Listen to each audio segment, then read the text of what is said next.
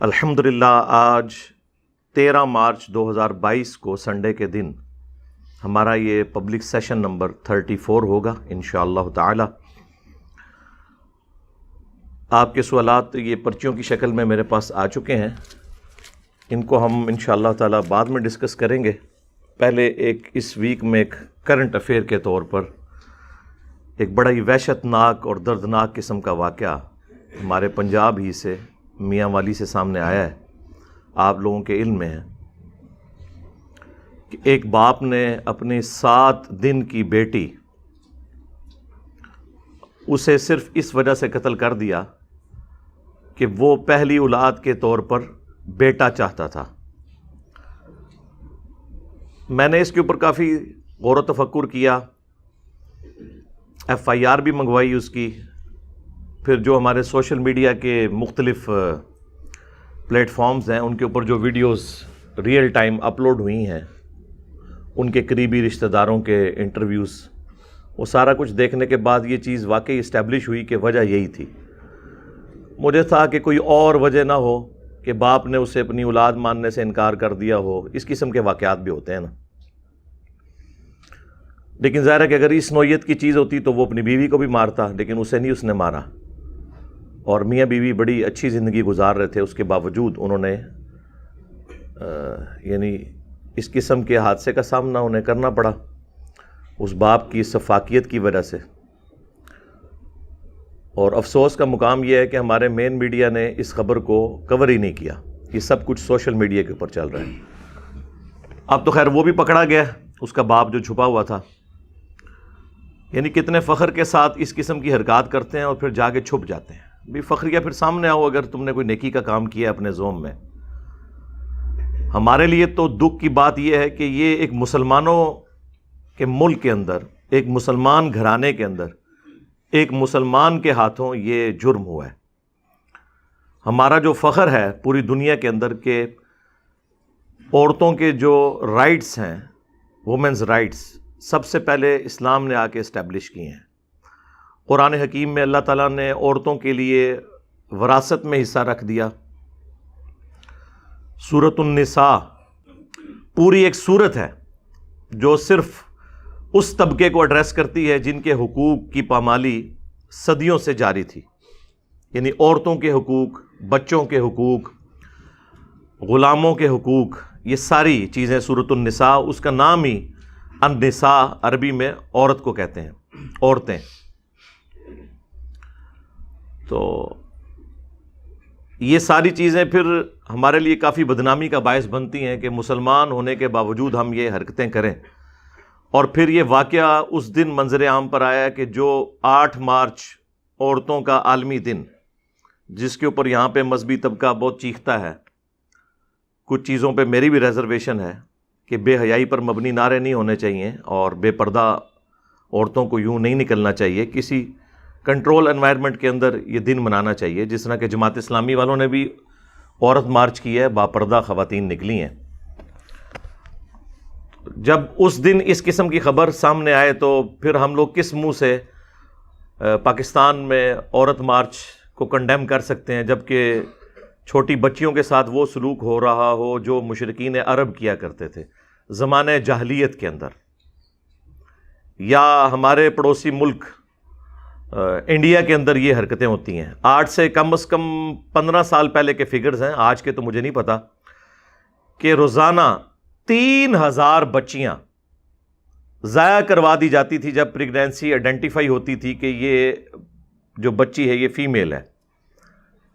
3000 روزانہ، ظاہر ہے 1 ارب سے زیادہ ان کی آبادی ہو چکی ہے، اس میں 3000 تو کچھ بھی نہیں ہے، لیکن روزانہ 3000 بچیوں کے ساتھ یہ کرنا۔ اور یہ میں نے اپنی زندگی میں پہلا واقعہ اتنا شفافیت والا دیکھا ہے۔ ویسے تو وقتاً فوقتاً واقعات آتے ہیں کہ کسی نے وہ مفلسی کے ڈر سے بچوں کو قتل کر دیا، لیکن یہ ایک جینڈر کی بنیاد کے اوپر، یہ میری زندگی میں تو پہلا واقعہ ہے۔ یا میں نے مشرکین عرب کے بارے میں جو قرآن پاک میں اللہ تعالیٰ نے فرمایا کہ جب کسی کے گھر بچی ہوتی ہے تو اس کی حالت یہ ہے کہ اس کا چہرہ بگڑ جاتا ہے، سیاہ ہو جاتا ہے، اور وہ اب اس ٹینشن میں پڑتا ہے کہ میں اب اسے قتل کروں یا کسی زمین میں جا کے کہیں پہ دفنا دوں، میں کس طرح لوگوں کو فیس کروں گا، یہ پوری حالت نقشہ اللہ تعالیٰ نے قرآن میں کھینچا ہے۔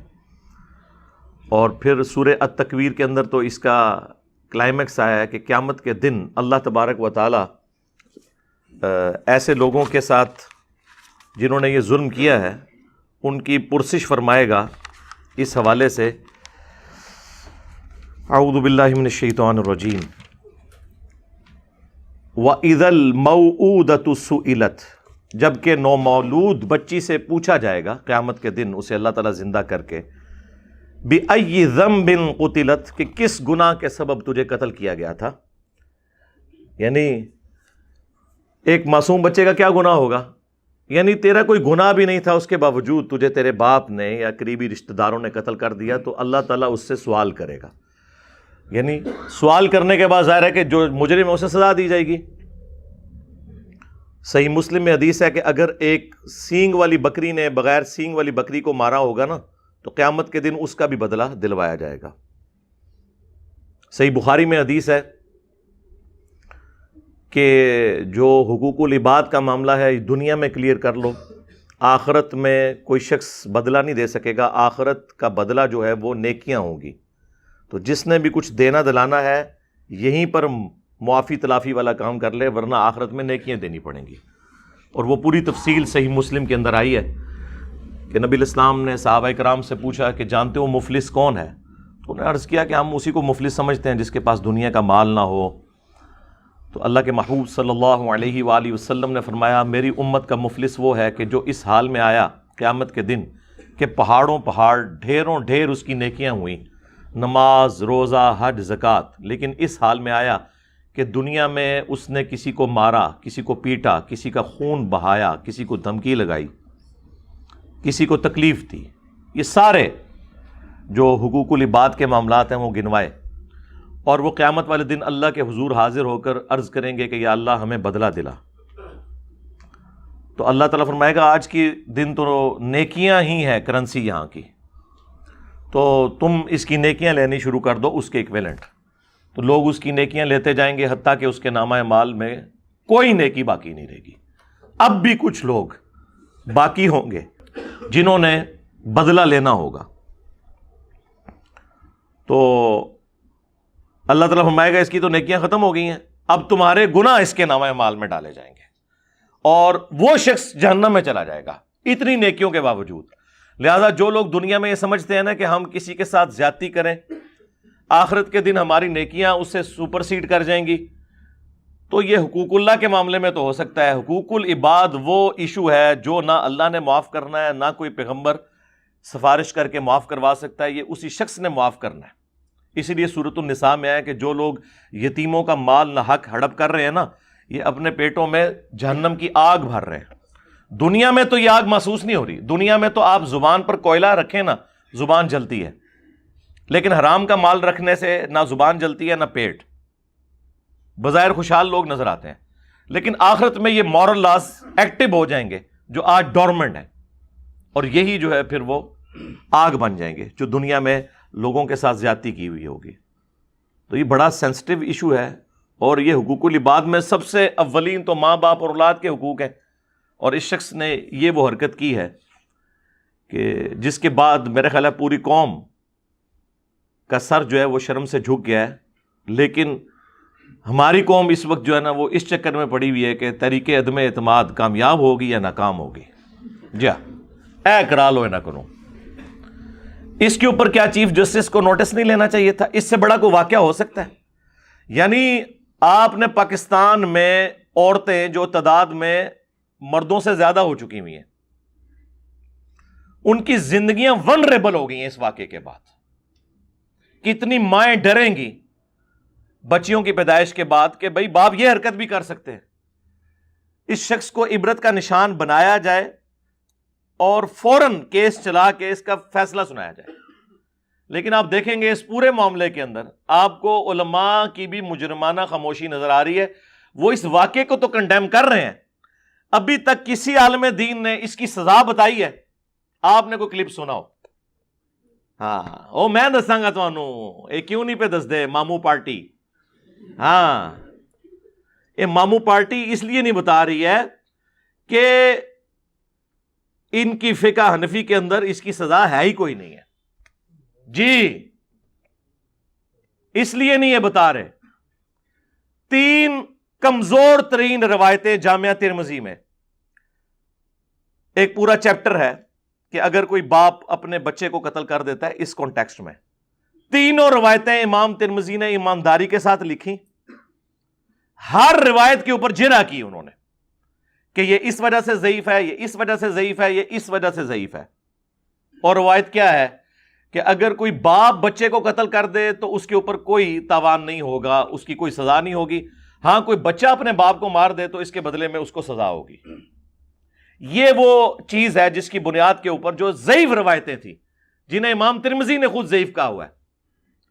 شیخ زبیلی زئی رحمہ اللہ تعالی نے بھی اس کی جو تحکیم کی ہے انوار الصحیفہ کے اندر، اس میں ضعیف ڈکلیئر کیا ہوا ہے. ان روایتوں کی بنیاد کے اوپر ان لوگوں نے عقیدہ گھڑ لیا ہوا ہے. اب یہ منہ دکھانے کے قابل نہیں ہے، اسی لیے آپ دیکھیں سزا کوئی نہیں ڈسکس کر رہا. جنرل ہو سکتا ہے کوئی کہہ دے جی اس کو سزا دیں، بتاؤ نا کون سی سزا ہے. ویسے تو کہتے ہو جی انجینئر سے مسئلے نہیں پوچھنے، علماء سے پوچھیں. ماموں پارٹی دسو نا، وڈے کسی ماموں کو پوچھ کے دس دو، چھوٹے ماموں نہیں پتا تھے، بتا ہی نہیں سکتے. وہ یہی بتائیں گے کہ اس باپ کو معاف کر دیا جائے کیونکہ وہ اولاد اس کی تھی، اس کے جسم کا حصہ تھا، لہٰذا وہ اگر کوئی اپنے حصے کے ساتھ یہ سب کچھ کر دے تو اس کے اوپر کوئی تاوان نہیں. ہاں اگر اولاد قتل کر دے اپنے باپ کو تو اس کے اوپر پھر اسے قتل کیا جائے گا اس کے بدلے میں. یہ جناب وجہ ہے ان کی خاموشی کی. یہ ہے جناب وہ جو کہتے ہیں یہ ہمارا فخر ہے جی 3 بر اعظموں میں ہماری فقہ پھیلی ہوئی تھی. اور میں نے یہ آپ کو ایک مسئلہ بتایا، دوسرا بھی سن لیں. ان کے نزدیک یہ آج کل بھی، میں کل بھی خبریں سن رہا تھا، سوشل میڈیا پہ زیادہ خبریں اس طرح کی آتی ہیں. کوئی ایک مرد کے بارے میں کہ وہ مردہ عورتوں کے ساتھ منہ کالا کرتا ہے قبریں کھود کے. تو ان کی فقہ کے اندر اگر کوئی مردہ عورت کے ساتھ بدکاری کرتا ہے نا تو اس کی بھی کوئی سزا نہیں ہے جی. اس سے بھی بڑھ کر اگر کوئی چھوٹی بچی کے ساتھ کرے جو نابالغہ ہے تو اس کے اوپر بھی حد نہیں لگے گی. یہ باتیں اگر غلط نکلے نا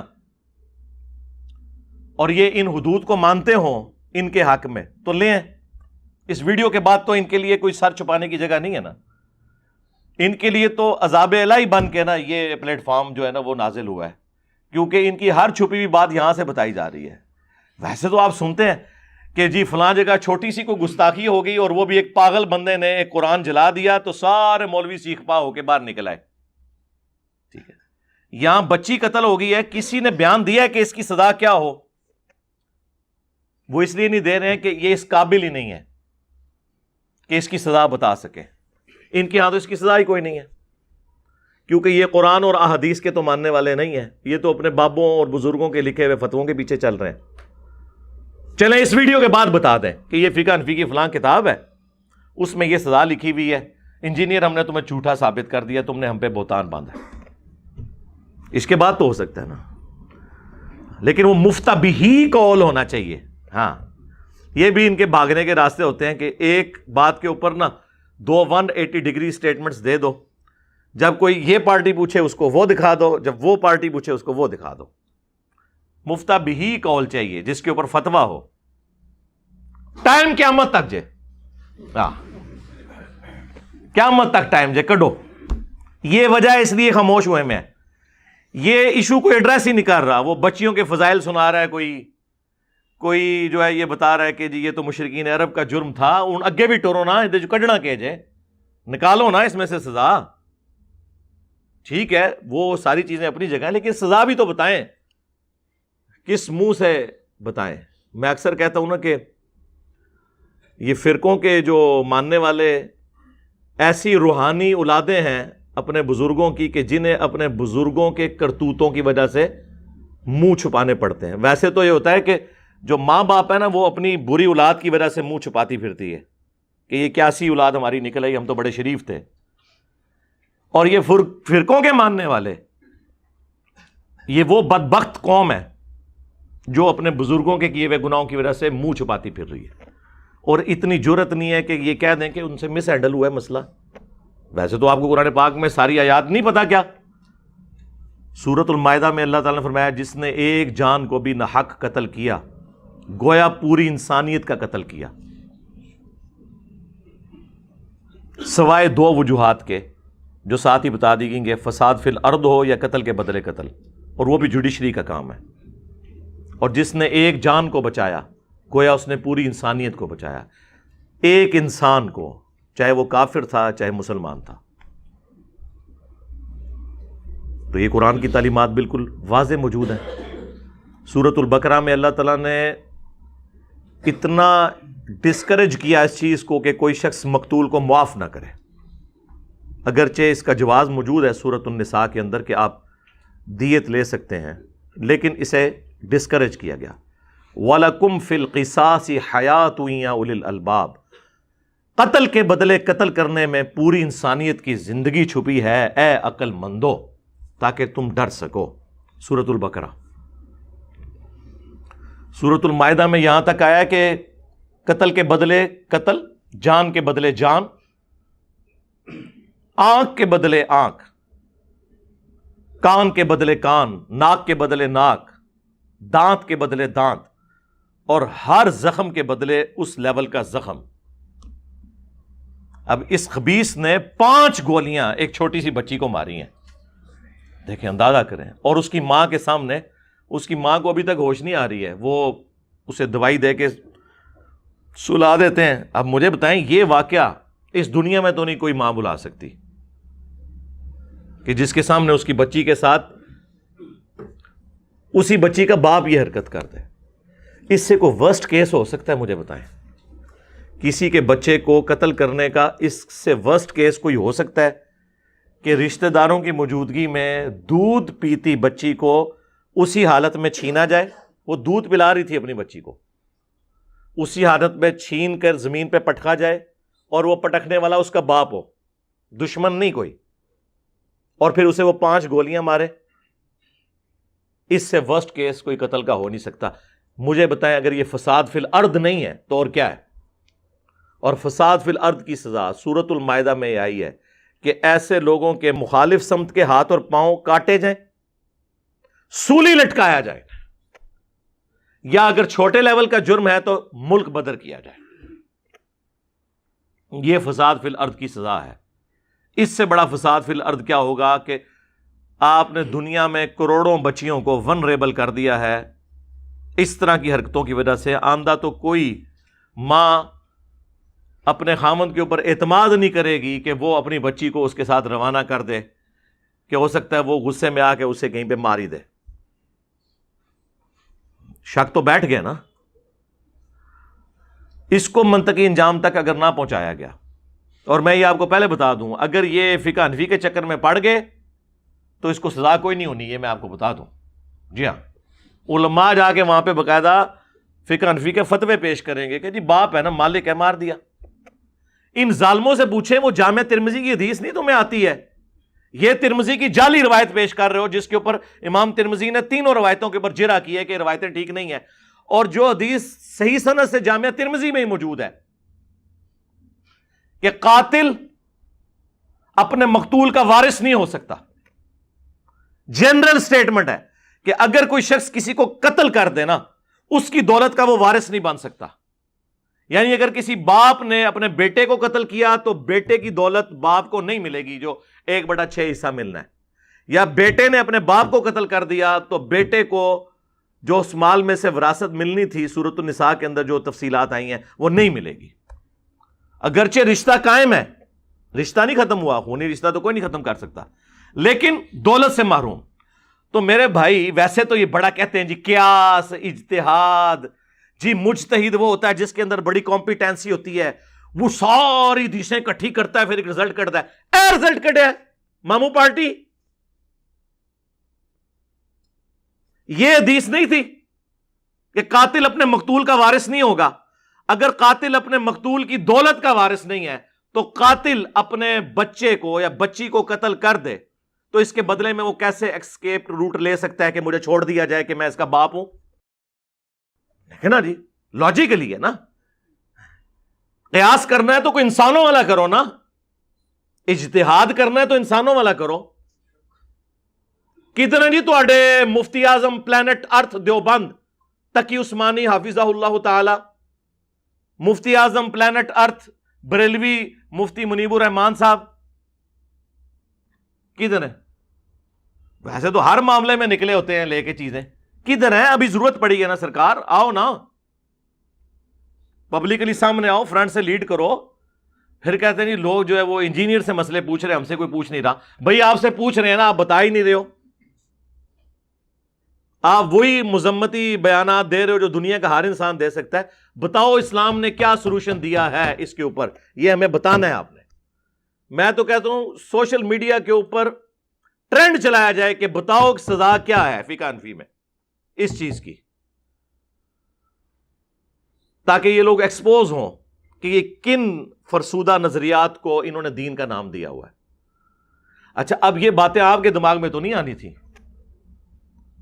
آپ لوگوں سے اگر میں پوچھتا کہ ہاں جی مولویہ نے کیا ہے کام برا ہوا، تو کہنا جی ہاں جی بڑا کیا ہے، یہ تو مسئلہ ہی نہیں ہے، اس کو کون کہے گا اچھا کام ہوا ہے. آگے بتائیں کرنا کیا ہے اس شخص کے ساتھ. کوئی زیادہ بنے گا نا تقیہ کر دے گا، قرار واقعی سزا دی جائے. اوے مامو پارٹی قرار واقعی سزا 10، تیرے بابے نے کیڑی سزا لکھی ہے؟ قرار واقعی سزا 10 نا. ویسے تو کہتے ہیں نا اسلام ایک مکمل ضابطہ حیات ہے، ایک مکمل دین ہے.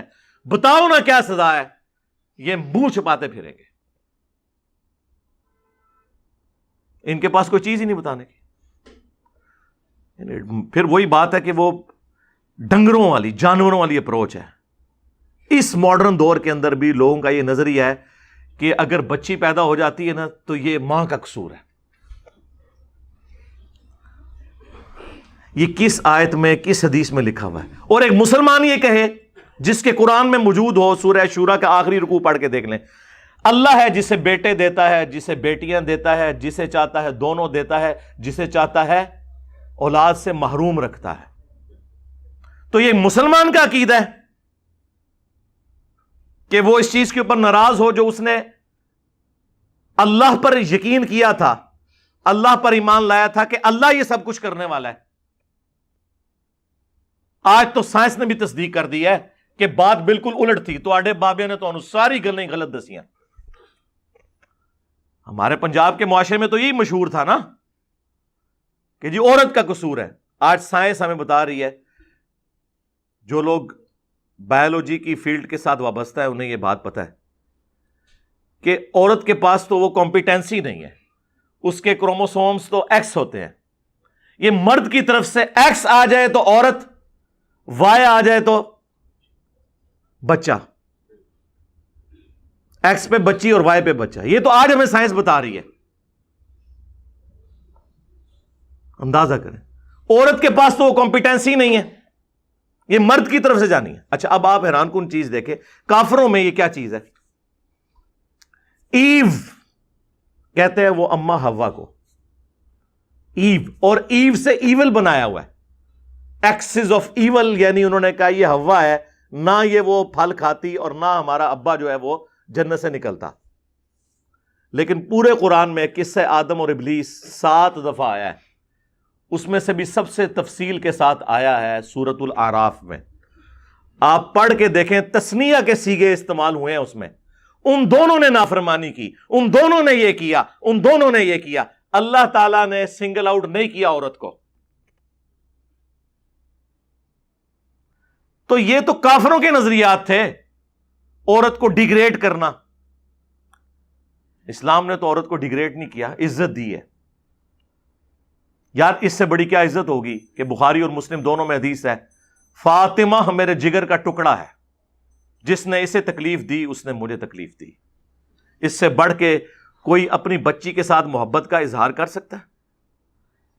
بخاری اور مسلم دونوں میں حدیث ہے کہ ایک پینڈو عربی شخص آیا جس کے 10 بچے تھے. سیدہ عائشہ کہتی ہیں وہ نبی علیہ السلام سے کہنے لگا کہ آپ اپنے بچے اور بچیوں کو بوسہ دیتے ہیں؟ تو حضور نے فرمایا ہاں کیوں نہیں. تو اس نے کہا میرے تو 10 بچے ہیں، میں نے تو کبھی کسی بچے کو بوسہ نہیں دیا. تو اللہ کے نبی علیہ السلام فرمایا کہ اگر اللہ ہی نے تیرے دل سے رحمت چھین لی ہے تو میں کیا کر سکتا ہوں. بخاری اور مسلم دونوں میں حدیث ہے، ایک عورت آئی، غریب عورت تھی، نبی علیہ السلام کی خدمت میں، تو اسے ایک کھجور دی گئی. اب 2 بچیاں تھیں اس کی، تو اس نے اس کھجور کے 2 ٹکڑے کیے، آدھا ٹکڑا ایک بچی کو دیا اور آدھا دوسری بچی کو. تو آپ علیہ السلام اتنے خوش ہوئے اس بات کے اوپر. آپ نے فرمایا کہ جس کی 2 بچیاں ہیں نا، اور اس نے اچھے طریقے سے ان کی پرورش کی اور ان کے ساتھ اس نے سلوک کیا، تو یہ 2 بچیاں جہنم کی آگ کے اگینسٹ اس کے لیے آڑ بن جائیں گی. اور مسلم شریف میں یہاں تک الفاظ ہیں جس نے 2 بچیوں کی پرورش کی حتیٰ کہ وہ جوانی کی عمر کو پہنچ گئیں، میں اور وہ قیامت والے دن اس طرح ساتھ ہوں گے جس طرح یہ 2 انگلیاں. جی یہ مسلم شریف ہے، مولانا شریف نہیں ہے. اسلام تو ہمیں یہ تعلیمات دے رہا تھا، ان لوگوں نے ہمیں کس طرف لگا دیا. اس طرح کا ایک جینڈر کی بنیاد کے اوپر قتل کرنا، یہ تو زمانے جاہلیت کی رسومات تھیں جو آج مسلمانوں میں. پھر اب مجھے بتائیں ہم کس منہ کے ساتھ عورت مارچ کو روکیں گے ان کے، یا اسے کوئی ڈائریکشن دیں گے؟ یہ تو ہمارے منہ کے اوپر کالک مل دی ہے اس واقعے نے.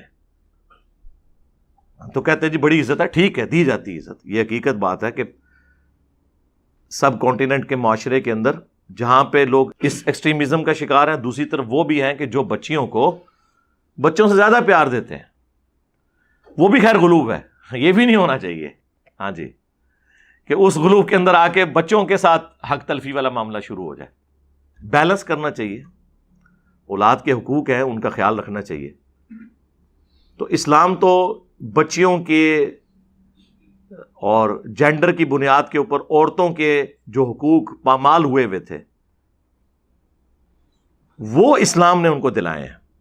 اور آج مسلمان اس قسم کے واقعات کے ساتھ پوری دنیا کے اندر اپنا منہ ہی چھپاتے پھریں گے، جبکہ ہماری حکومت، ہماری جوڈیشری بھی اس کو اس طرح ایکٹیولی مجھے تو نہیں نظر آیا. اگر یہ مین میڈیا کے اوپر خبر نہیں آ رہی ہے تو آپ اندازہ کر لیں کہ ہم لوگ کیا کر رہے ہیں.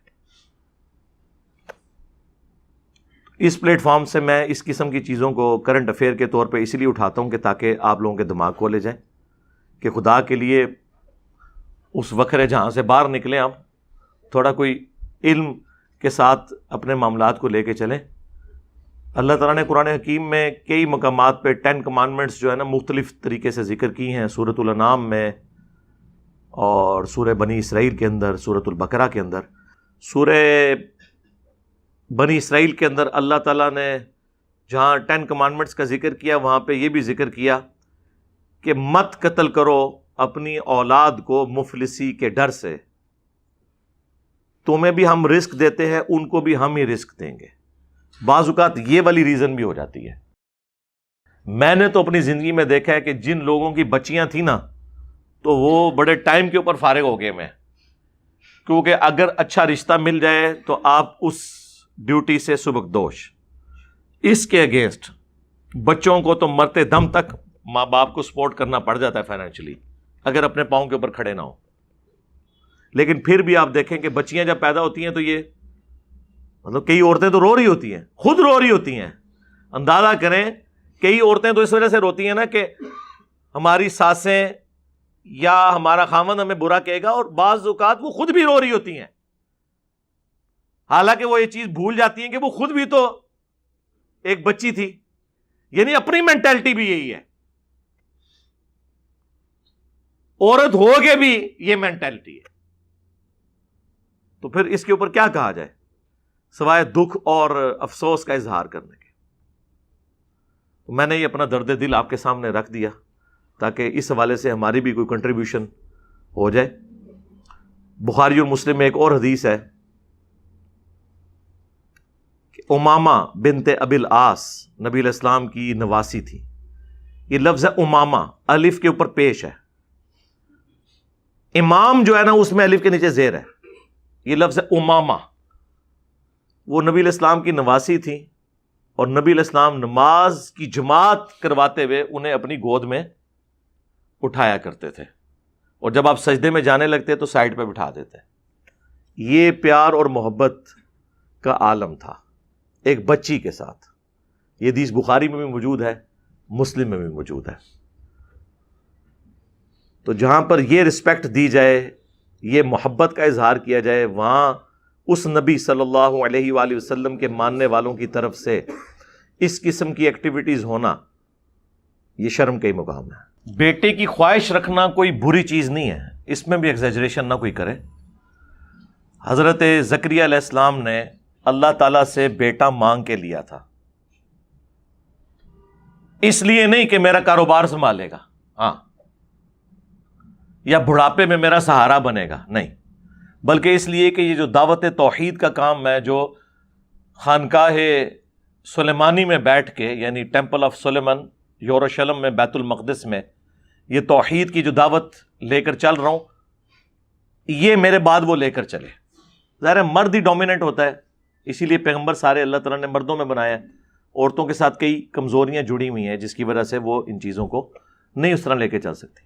تو بیٹے کی خواہش کرنا کوئی بری چیز نہیں ہے, اس کے لیے دعا آئی ہے سورہ آل عمران کے اندر. حضرت زکریا علیہ السلام نے دعا کی, سورہ مریم کے اندر اللہ تعالیٰ نے قبول کی. لیکن سورہ آل عمران میں ہی دیکھیں کہ حضرت عیسیٰ علیہ السلام کی جو نانی تھیں, عمران کی بیوی, جن کے نام پر سورہ آل عمران ہے, سورہ آل عمران میں آتا ہے, انہوں نے دعا کی کہ اے اللہ مجھے تو اولاد دے تو میں اسے ٹیمپل آف سلیمان, ہیکل سلیمانی کی خدمت کے لیے وقف کر دوں گی. یعنی اللہ کی خانقاہ کے لیے, یہ کسی دربار پہ نہیں, مزار پہ نہیں سرکار, اللہ کی خانقاہ بیت المقدس. تو ان کے گھر بیٹی پیدا ہوگی سیدہ مریم, تو انہوں نے بھی دکھ کا اظہار کیا کہ اس لیے نہیں کہ یہ بیٹی کیوں ہوئی ہے, اس لیے کہ مجھے تو بیٹا چاہیے تھا جو ہیکل سلیمانی کی خدمت کر سکتا.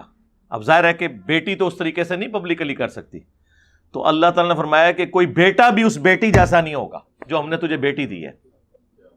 کیوں؟ اس بیٹی کو اور اس سے پیدا ہونے والے بیٹے عیسیٰ ابن مریم کو ہم جہان والوں کے لیے نشانی بنانے لگے ہیں. تو بعض اوقات انسان کسی چیز کے بارے میں سوچ رہا ہوتا ہے کہ میرے لیے برا ہوا ہے, مستقبل یہ ڈیسائیڈ کرتا ہے کہ وہ آپ کے حق میں بہتر تھا. جو سورۃ البقرہ میں ہے نا کہ بعض اوقات کسی چیز میں تم خیر محسوس کر رہے ہوتے ہو, اس میں شر چھپا ہوتا ہے تمہارے لیے. بعض اوقات کسی چیز میں شر سمجھ رہے ہوتے ہو, اس میں خیر چھپا ہوتا ہے. اللہ جانتا ہے, تم نہیں جانتے. وہ واصف علی واصف صاحب کہتے ہیں کہ میں ایک دفعہ داتا دربار پہ بیٹھا ہوا تھا علی بن عثمان حجویری کے مزار کے اوپر, تو میں نے ایک شخص کو دیکھا, وہ دعا کر رہا تھا اللہ سے, داتا صاحب سے نہیں, اللہ سے ہی دعا کر رہا تھا. داتا صاحب سو کالڈ, تو وہ کہہ رہا تھا اللہ جو 25 سال پہلے میں نے تجھ سے دعا مانگی تھی نا وہ واپس لے لے. تو کہتے ہیں فارغ ہو کے میں نے اس سے پوچھا کہ یہ کیا مطلب تم اونچی آواز میں یہ دعا کر رہے ہو؟ انہوں نے کہا جی 25 سال پہلے میں نے رو پیٹ کے اللہ تعالیٰ سے دعائیں مانگ مانگ کے ایک بیٹا لیا تھا, لیکن وہ برے کاموں میں پڑ گیا, گھر کا سامان بھی اس نے بیچ دیا جس میں چرسی پاؤڈری ہوتے ہیں, تو بیٹیاں میری بڑی اچھی نکلی ہیں, اب میں اللہ سے کہہ رہا ہوں کہ یہ واپس ہی لے لے. تو اللہ کے اوپر توکل کرنا چاہیے, دعا مانگیں لیکن اس کے بعد توکل اللہ پر. صحیح مسلم میں کتاب القدر چیپٹر آف ڈیسٹنی بڑی تفصیل کے ساتھ ہے, بخاری میں بھی ہے, لیکن مسلم شریف میں کتاب القدر تقدیر کے چیپٹر کی آخری حدیث ہے کہ اے ابو ہریرہ, جو چیز تمہیں نفع پہنچائے اس کے لیے پوری کوشش کرو, کاہلی نہ کرنا, سستی نہ کرنا, اور اللہ سے مدد طلب کرنا. وَاسْتَعِن بِاللَّهِ, لیکن اس کے باوجود اگر رزلٹ تمہارے خلاف آئے تو یہ نہ کہنا کہ میں یہ کر لیتا تو یہ ہو جاتا, وہ کر لیتا تو وہ ہو جاتا. یہ اگر مگر شیطان کا دروازہ کھول دیتے ہیں. یعنی آپ اسٹریٹجی کو ریوزٹ کر سکتے ہیں لیکن لکیر نہیں پیٹ سکتے. جو مولا علی کا قول ہے کہ میں نے اپنے ارادوں کے ٹوٹنے سے اللہ کو پہچانا ہے, کہ میں مکمل ارادہ کرتا ہوں, کوشش کرتا ہوں, اس کے باوجود رزلٹ کچھ اور نکل آتا ہے, تو اس کا مطلب ہے جو اللہ کی مرضی. تو تم نے یہی کہنا ہے کہ جو اللہ کی مرضی, یہ اگر مگر شیطان کا دروازہ کھول دیتا ہے. اسی دیکھیں ہر تکلیف پہ میں یہ دعا سکھائی گئی ہے انا للہ و انا الیہ راجعون. یہ قرآن حکیم میں بھی دعا آئی ہے اور تفصیل کے ساتھ صحیح مسلم میں آئی ہے. ہم بھی اللہ ہی کی طرف سے آئے ہیں, ہمیں بھی لوٹ کر اللہ کی طرف جانا ہے. تو یہ جو تکلیف آئی ہے یہ بھی تو اللہ نے بھیجی ہے. جب ہم نہیں مر کے اللہ کے پاس چلے جانا ہے تو تکلیف تو ختم ہو ہی جائے گی نا. جب انسان خود ختم ہو جائے تب تو تکلیف ختم ہی ہو جاتی ہے نا. یہ اس کا مطلب ہے. ام سلمہ کہتی ہیں کہ جب ابو سلمہ میرے خاوند فوت ہوئے تو میں نے اللہ کے نبی علیہ السلام سے یہ دعا سنی ہوئی تھی. صحیح مسلم کی حدیث ہے کہ جو کوئی شخص مصیبت میں یہ دعا مانگ لے, انا للہ و انا الیہ راجعون, اور آگے الفاظ ہیں مسلم شریف میں, اللہم اجرنی فی مصیبتی واخلف لی خیرا منہا. اللہم اجرنی, میم کے اوپر زبر ہے اور جھٹکے سے پڑھنا ہے, کیونکہ وہ مشکاۃ شریف میں غلطی سے نا اللہم اجرنی لکھا گیا ادھر. یہ ہے اللہم اجرنی فی مصیبتی, اے اللہ اس مصیبت میں مجھے اجر دے, واخلف لی خیرا منہا, اور میرے لیے اس سے بہتر نعم البدل اس معاملے میں کر دے. تو جو کوئی یہ دعا مصیبت کے وقت پڑھ لے تو اللہ تعالیٰ اس کے لیے اس سے بہتر نعم البدل کر دے گا.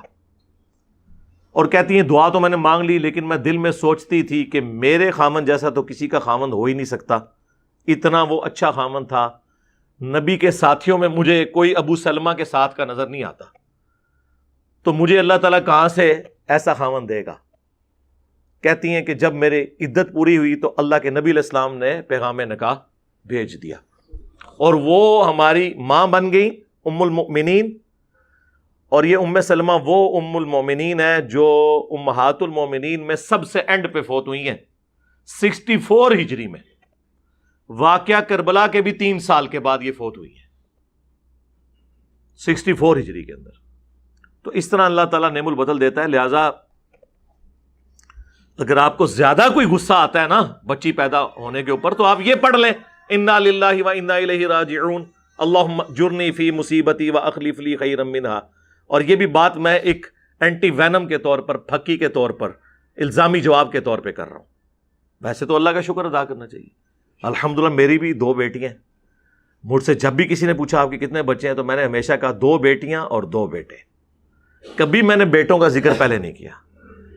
میرے نبی کی 4 بیٹیاں الحمدللہ. تو یہ تو ہمارا فخر ہے کہ اسلام نے عورتوں کو عزت دی ہے. تو اس قسم کے واقعات کے اوپر فوراً سے پہلے جو ہے ہمارے بڑوں کو جو صاحب اختیار ہیں انہیں نوٹس لینے کی ضرورت ہے. صلو علی محمد وآل محمد, اللہم صلی علی محمد وعلی آل محمد واصحاب محمد اجمعین الی یوم الدین.